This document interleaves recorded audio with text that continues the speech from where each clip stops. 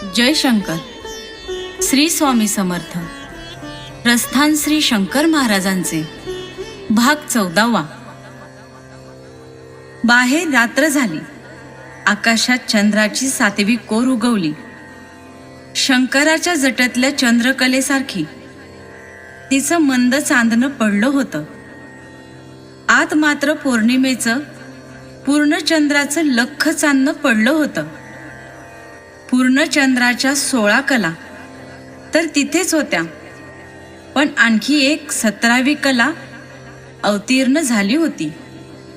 अवधूताला दुग्धपान देऊन तृप्त करीत होती. महाराज मध्येच पुटपुटले, अलख अलख अलक्ष अगोचर, निराकार निरंजन. त्याला जाणलं तो सिद्ध, सिद्धाला जात ना धर्म. न तो राम न रहीम, न तो कृष्ण न करीम, तो तर अनाम असीम. आपणही अलक्ष झालो, देहाच्या सीमेत राहून असीम झालो. तरीही सद्गुरूंच्या आज्ञेने ही देहाची भुंती बांधून काम करीत राहिलो, जगात वावरत राहिलो. पण आता शंकरलीला संपन्न होत आली. तसं पाहिलं तर एका अर्थानं हा देह सुद्धा परम शिवस्वरूपच, चित्ती स्वरूपच. तो तिचा तिला द्यायचा एवढंच. ज्याचं घेतलं त्याला परत द्यायचं.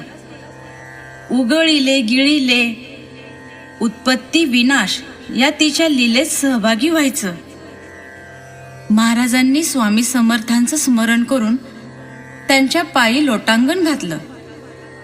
माय माऊली शिवनाथ बाबांना वंदन केलं आणि नेत्रकमळाच्या पाकळ्या मिटून घेतल्या. त्यांचं सर्वांग मोहरून गेलं. त्यांचं विश्वंभरानं बांधलेलं तिळा एवढं घर अस्तित्वात विरघळून जाऊ लागलं. विरघळता विरघळता ते म्हणाले, बाबा, तुम्ही म्हणाला होतात ना की हिमालयातली गुहा शोधित नको बसूस. तुझ्या या चैतन्यात असलेली गुहा शोध. तिथल्या कैलासावर जा, तिथल्या मानस सरोवराचं दर्शन घे. आम्ही ती शोधली नि आज तिथेच निघालो आहोत. तोच कुठून तरी अज्ञातातून शब्द आले, पैल मेरूच्या शिखरी एक योगी निराहारी, मुद्रा लावूनी खेचरी प्राणायामी बैसला. तेने सांडी येली माया, त्याजी येली कंथा काया. मन गेले से विलया, ब्रह्मानंदा माझारी. अनहत ध्वनी नाद, तोशिलासे परमपद.